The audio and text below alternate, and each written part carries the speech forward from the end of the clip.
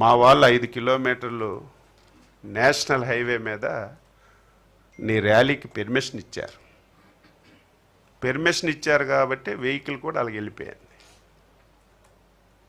అయ్యయ్యో ముందుకెళ్ళిపోయింది వెహికల్. మనం వేసుకున్న ప్లాను దాటిపోయింది. మళ్ళీ వెహికల్ వెనక్కి తీసుకొచ్చి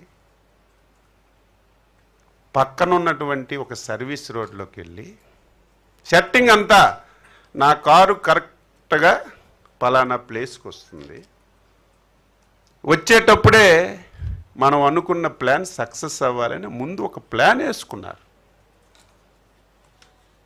ప్లాన్ ప్రకారమే జరిగింది. ఒక